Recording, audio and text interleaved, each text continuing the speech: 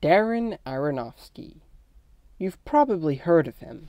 He's kinda like the Björk of mainstream cinema, mainly because you have no idea what he's going to make next. It's like a Russian roulette of quality. One minute he would send us on a harrowing and suspenseful journey for the psyche of a dancer who is destined to play her part to perfections that are unheard of, and the next you're knee-deep into the struggles of a retired wrestler who hangs up his belt so he can pursue a serious relationship.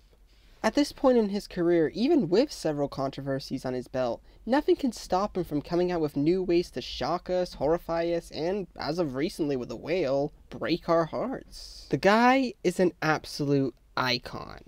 Why do I start off by saying this? It's because I'm super excited to introduce you to his debut psychological thriller, Pi.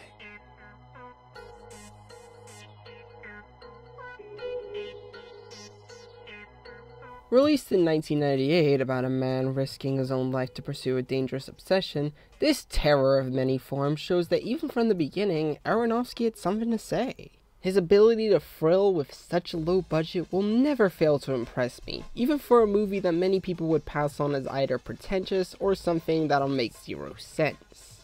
Well, I'm here to say that those opinions are extremely valid. Most of this movie makes absolutely no sense whatsoever.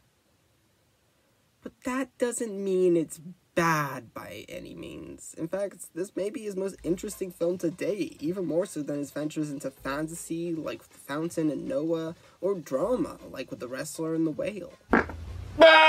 Anyways, let's start with the editing, shall we? Yeah, it's pretty frantic and disorientating at the best of times, which helps that the whole thing has a heightened layer of surrealism put into it, which strengthens its memorability. The same goes for the sound design, which can often be so raw it could be considered as extremely brutal. It sounds like somebody put a microphone in their head, went to sleep, had a nightmare, and those haunting sounds were the result of it. Hey! Lenny! Hey! Come on, get in here! Hurry, hurry!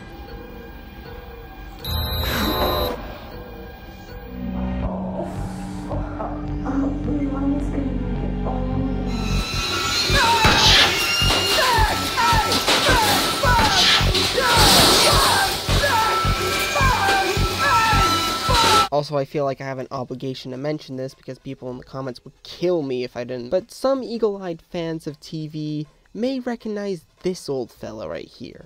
A chap named Mark Margolis, star of the groundbreaking crime drama that you all know the name of, The Blacklist.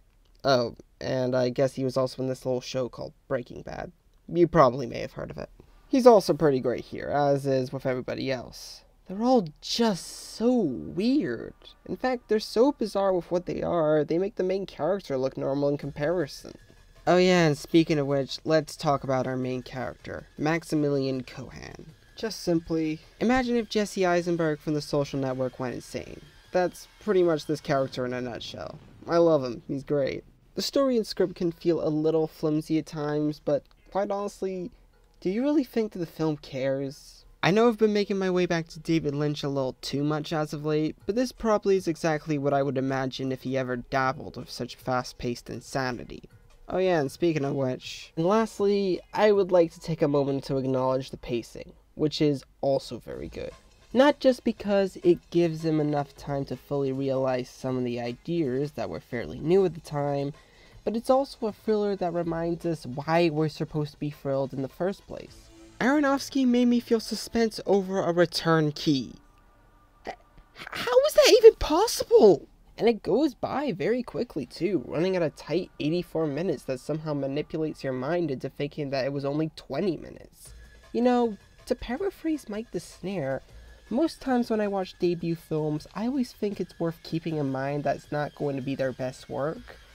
I don't have to do that here. Pi displays a director that has arrived fully formed. If this is what he could do with his first film, and we still have 7 mainline films to go, I'm terrified.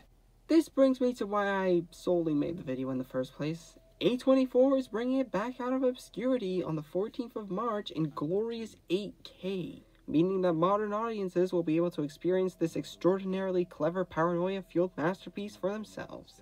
So if it does pique your interest, go and check it out and form your own opinion for yourself. I would love to know what you think of it. Also, Aphex Twin is in this movie. I'm not saying that he acts in the movie at all, he does provide a singular track for the movie and that's about it, but that does give me an excuse to cover Kuzo, which in short gives me an excuse to talk about VHS 99, so it's best that you get yourself ready for those in the near future. Those movies are wild. Speaking of music artists that are prominent throughout an entire movie, what are we going to cover next? And then, Bryce had a thought. A movie that has been on his mind for nearly a millennia.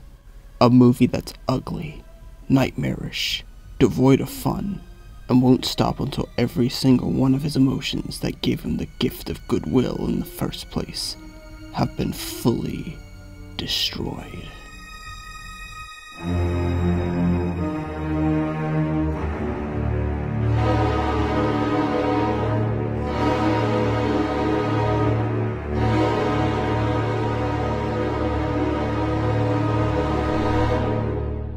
Sweet dreams, everyone.